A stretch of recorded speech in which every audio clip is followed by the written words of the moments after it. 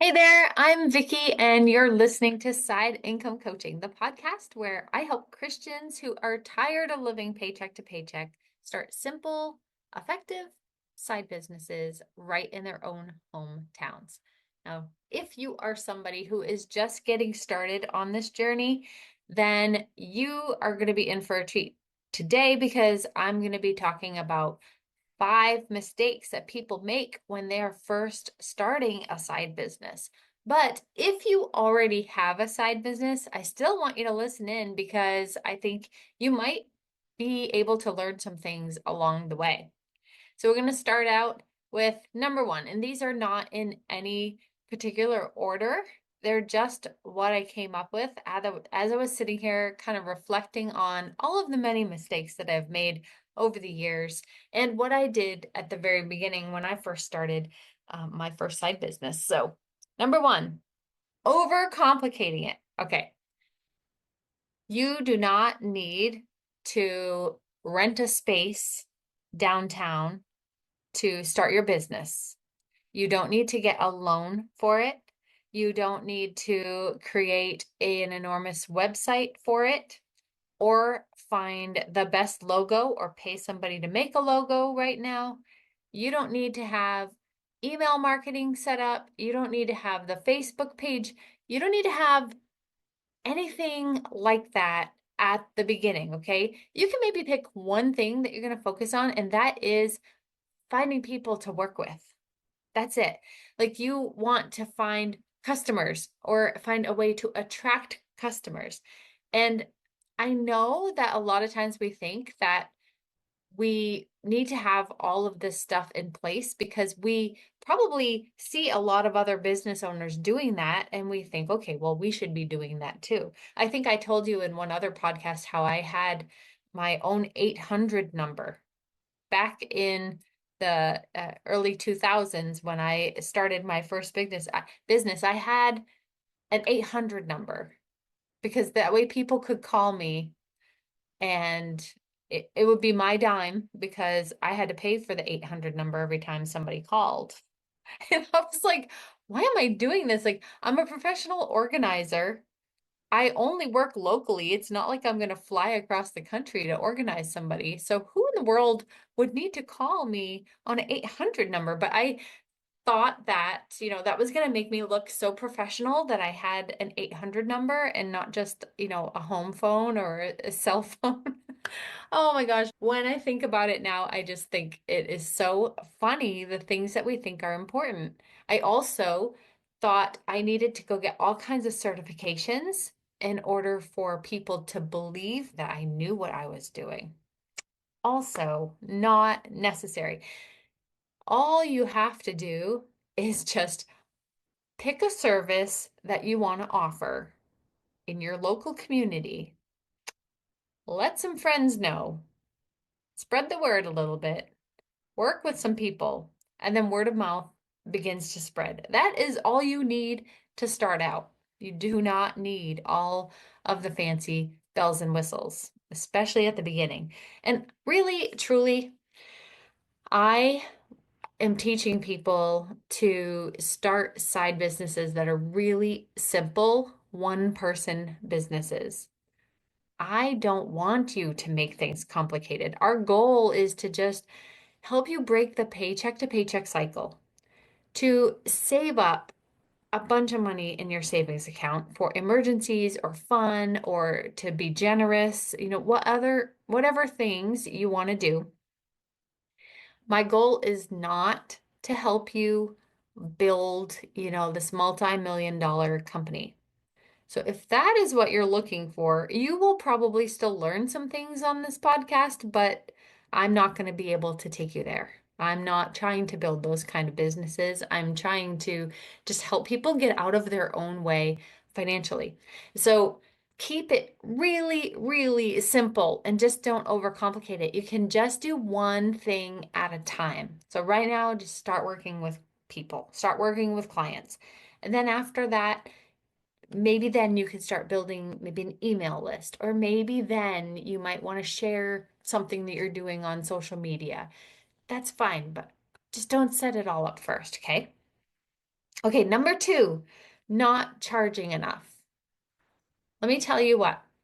I know that when you're first starting out and you think, okay, I don't have that much experience, or I'm kind of new at this, and so I don't think that I should charge like a large amount. I want to just tell you to charge the larger amount because what happens is that when you offer lower prices, you often bring in more stressful clients.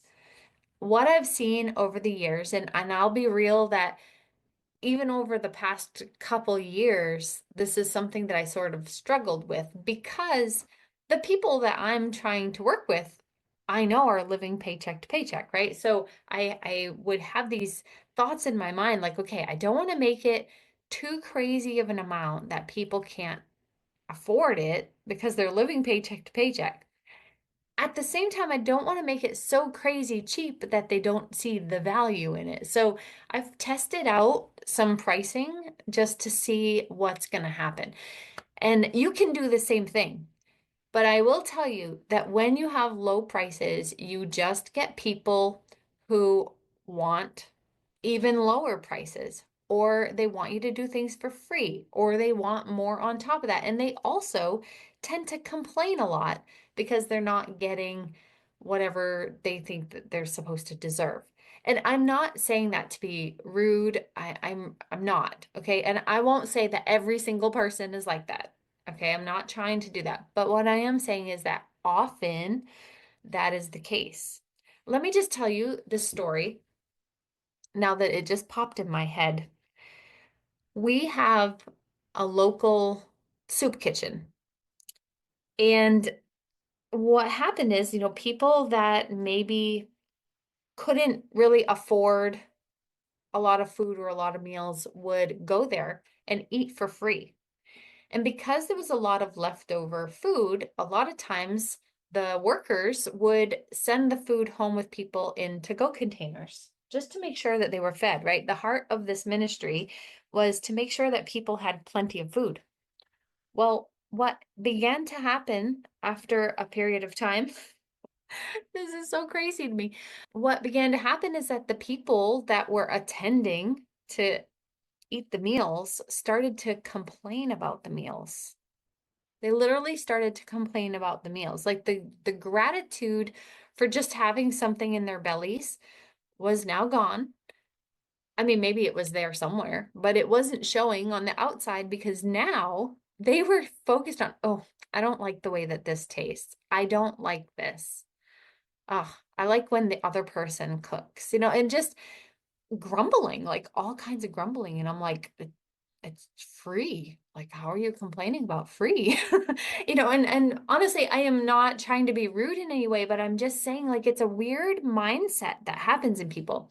When you have people who are, when you have customers or whatever who are willing to pay a higher price, they actually value it so much more and they value you so much more. So you can think about it now. If you are a person that actually has a side business already, if you took a little bit of time and reflected on some of the clients that were easy to work with versus some of the ones that weren't, I mean, I'm just curious how you would find that. Maybe you don't have any customers that grumble, which is amazing. I don't have any that grumble either. I've got amazing clients, and so I don't really have that issue. But I will say that I do work with an organization. Sometimes they'll hire me to work with some of their participants in their program. And because the participants themselves don't pay me, the company pays me. I find that it's very rare for them to follow through on what I'm teaching them to do, which a lot of times could be budgeting, it could be organizing, sometimes I'm tutoring. There's a bunch of different things that I'll do to help their participants, but the ones, because they're not paying it out of their own pocket, they don't always have the motivation. And one of the things that I always asked whenever I was meeting with them for the first time was, on a scale of 0 to 10, and 0 being I'm not really motivated to do this. And 10 being, I am so motivated, I will do whatever you tell me I need to get out of this situation. Where do you think you fall on this scale? And I can't tell you how many times people said like a 5 or a 4 or a 6. And already I'm, saying, thank you so much for being honest with me because now I know what I'm working with. And I know that they're not going to put their all in.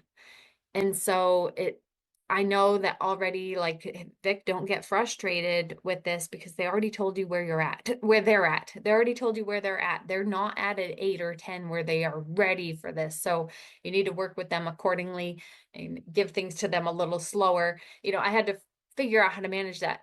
I have had one client with them that I can remember that has been amazing, does every single thing, every assignment because they want out of the situation that they're in and they're doing the work and it is so satisfying. Oh my gosh. So, and this person is one of the ones that also is not paying for it. The company is paying for it for me to coach, but she's all in. And oh, I can't even tell you how wonderful it is. So, I am saying that there are in many cases when people have something that's lower price or free, they don't have the same appreciation a lot of the time as people who are paying more for it. But you do get the occasional like unicorn once in a while that is just like so appreciative and does all the work and that's amazing also. So you'll find those customers.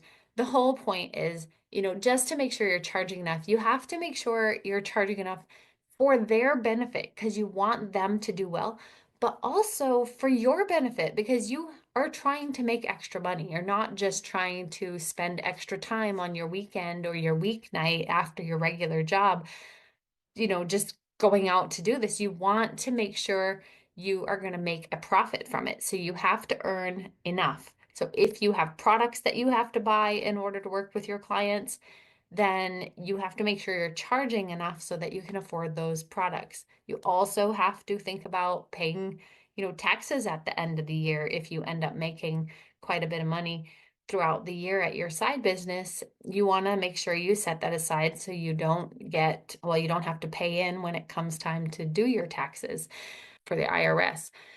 Also, a lot of times the reason people don't charge enough is because they just don't have that confidence. And I want you to go into this, or if you're already, working in your side business and your prices are low, I want you to go into this with confidence and bring the prices up at least 20 to 30% more than you want to charge them.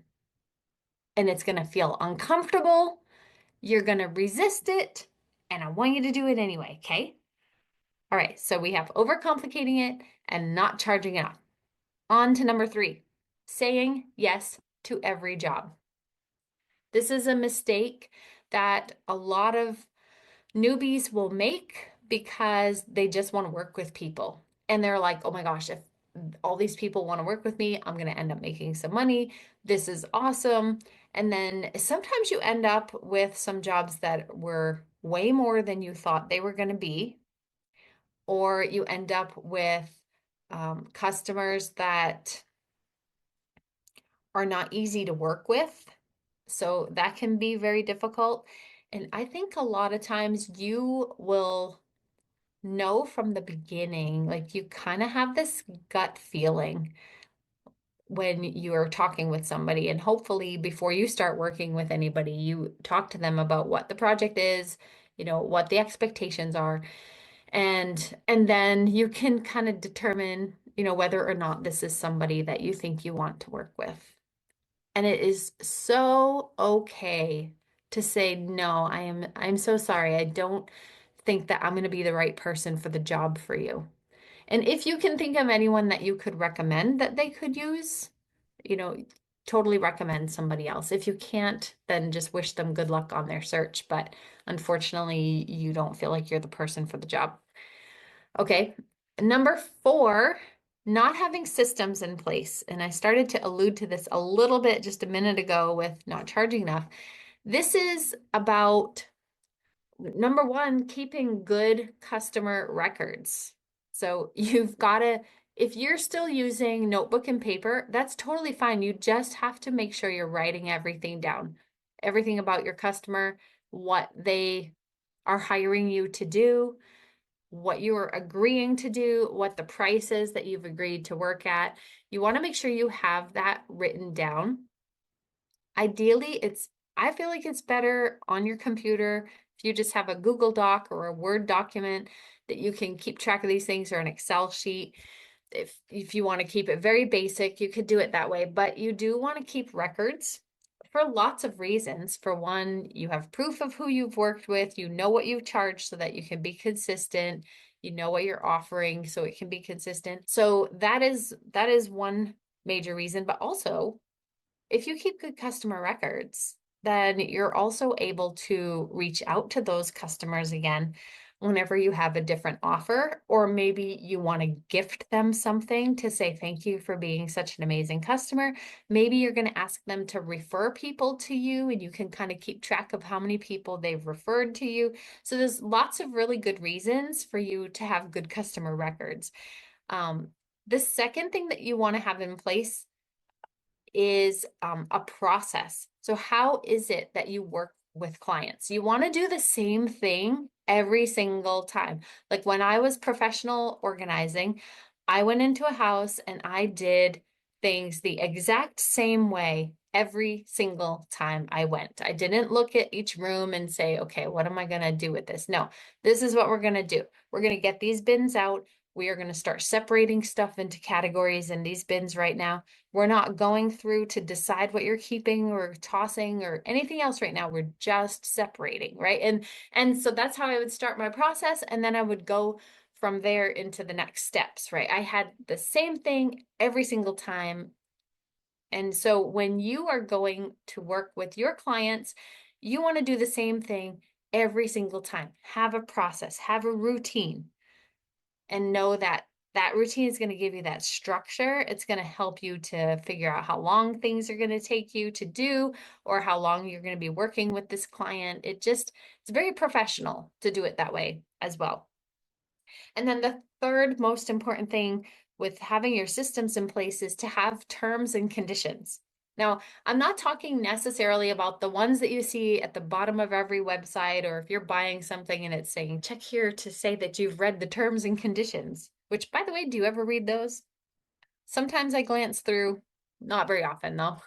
Regardless, the kind of terms and conditions I'm talking about for you and your side business is what you are agreeing to do and for your customer, and then what their part in it is. So basically, it's like a contract almost, except not as, I don't know, formal as a contract. You're kind of saying, okay, like say you're housekeeping and you're saying, okay, I'm going to come to your house every Monday and Thursday. I'm going to come between, 2 and 4 o'clock. I'm going to wipe down your kitchen. I'm going to wipe down your bathrooms. I'm going to vacuum your rugs. I'm going to dust. And these are the things that I do when I'm doing housekeeping. And if you want any additional services like bed changes or deep cleaning, those are an extra fee. And if they do choose that, you check it off on your terms and conditions. Or if there's going to be a cancellation on the customer's part, how long do they, or how much in advance should they cancel? Or if you have to cancel for whatever reason, what happens then? So these are things you want to have down just so everybody's on the same page. Nobody has to wonder. This is just really good. It's really good business, and it's really good for you that it's the same for every single customer. It just keeps things simple, super simple. And then the fifth thing, and this one's a big one. Okay, ready? One of the biggest mistakes people make when they're first starting a side business is taking rejection personally. Okay, so you get those people that when you tell them what you do, or maybe you go to quote a job that you're going to do with them, and then they decide to go with somebody else. Oh, how does that make you feel on the inside?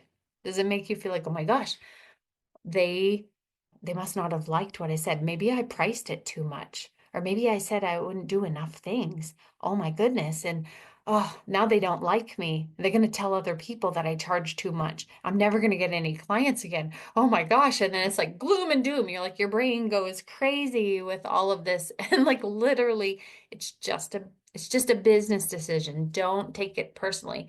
Just like when you don't have to say yes to every client or potential client doesn't have to say yes to you, and it could just not be a good fit for their budget, which is totally fine. It doesn't mean you did anything wrong. It could be the timing is just not right. There could be lots of reasons that somebody would decide to not hire you and go with somebody else. That's okay. Don't take it personally. They're not your people, right? And maybe they will hire you one day, but maybe this time is not that time. And so when you start to feel those feelings of rejection because somebody didn't want to work with you, don't change anything about what you're doing in your business, okay? Don't make drastic changes out of that place of feeling insecure. You really just need to pray. You need to get with the Lord and be like, God, why am I feeling this way right now? Is there any truth to the thoughts that I'm thinking? Most likely there isn't, right? So you just really need to take it to the Lord and also, understand that God might have closed that door for a specific reason. So don't take it personally. Just, pick up and keep moving forward on to the next client.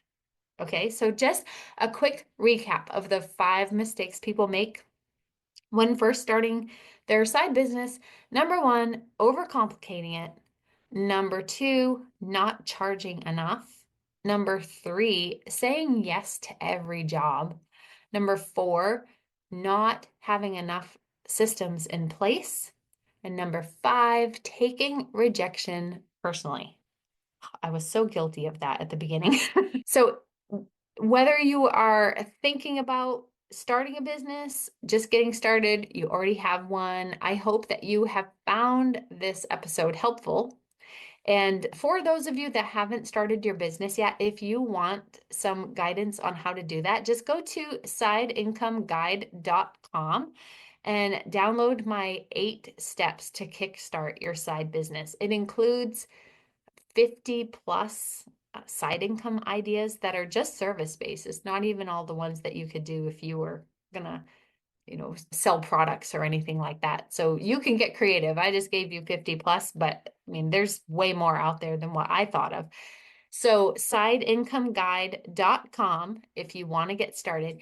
If you already have a side business that's kind of stagnant, I would love to just sit with you and do an audit on your business to see where you could tweak some things and start getting results. So if you're that person, you can go to vickyarsenault.com/audit, AUDIT. I will put both of these links in the show notes in case you want to check them out. And during the audit, we're going to spend an hour together. And by the time we're done that hour, you're going to have a plan in place to start moving forward and attracting more of those clients. All right. Well, thank you so much for listening today. I hope you enjoyed this episode. And if you did, I hope that you'll subscribe to this podcast and be sure to share it with friends and family who could maybe use some pointers as they're trying to break the paycheck to paycheck cycle in their own lives. All right, guys, see you next time.